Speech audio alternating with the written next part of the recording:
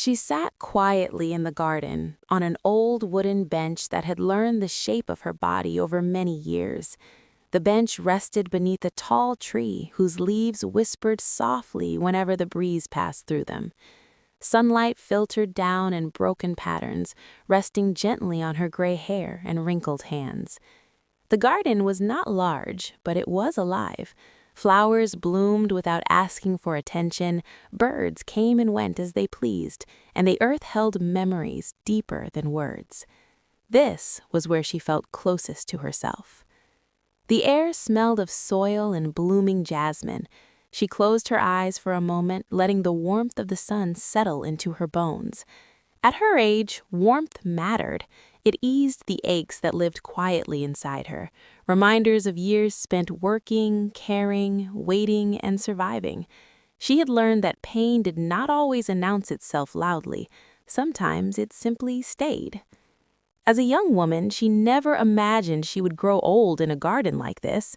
Her dreams once stretched far beyond fences and flower beds. She believed life would unfold neatly, like the stories she heard as a child. Love would arrive, remain, and grow old alongside her. Hardship would be temporary. Happiness would be permanent. Life, however, had other plans.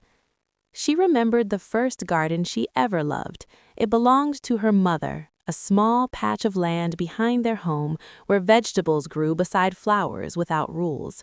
Her mother believed beauty and usefulness could exist together. From her, she learned patience. You could not force a seed to grow faster by shouting at it. You had to wait. You had to trust. She learned that lesson well, though she did not know how often she would need it.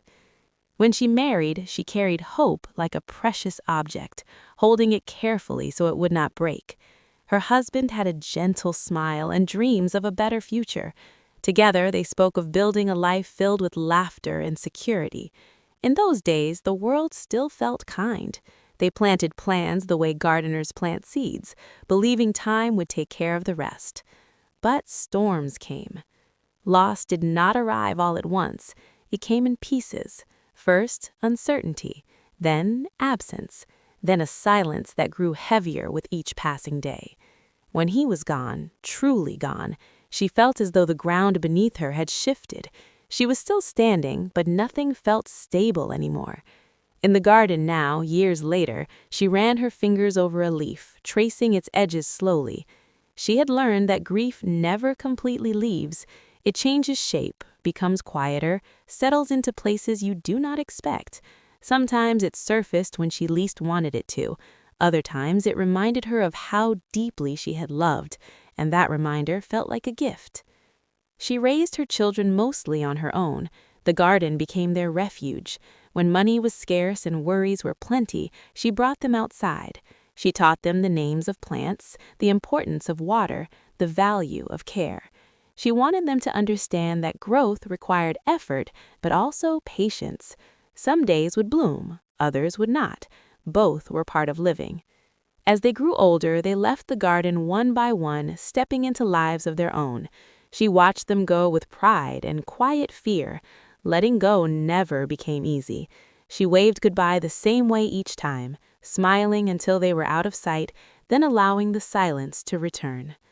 Now she sat alone again, but loneliness no longer frightened her. Solitude had become familiar, even comforting. In the garden, she felt accompanied by memories. Every plant seemed to carry a story. Every stone remembered footsteps.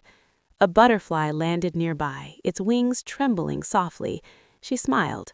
Small moments like this reminded her that life still noticed her, that she was still part of the world's rhythm, even if she moved more slowly now.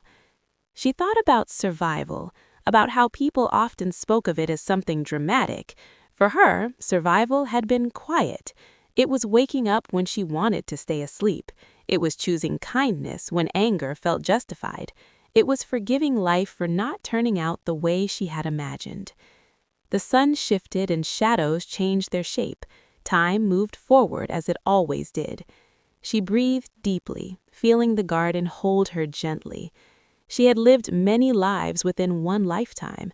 A daughter, a wife, a mother, a grandmother. Each role had taken something from her, but each had given something back as well. As she sat there, surrounded by growing things, she understood that her story was not defined by loss alone. It was defined by endurance, by love that continued even after absence, by a heart that learned, again and again, how to remain open. And so she stayed there, in the garden, letting the day pass slowly, knowing that even now, life was still unfolding around her.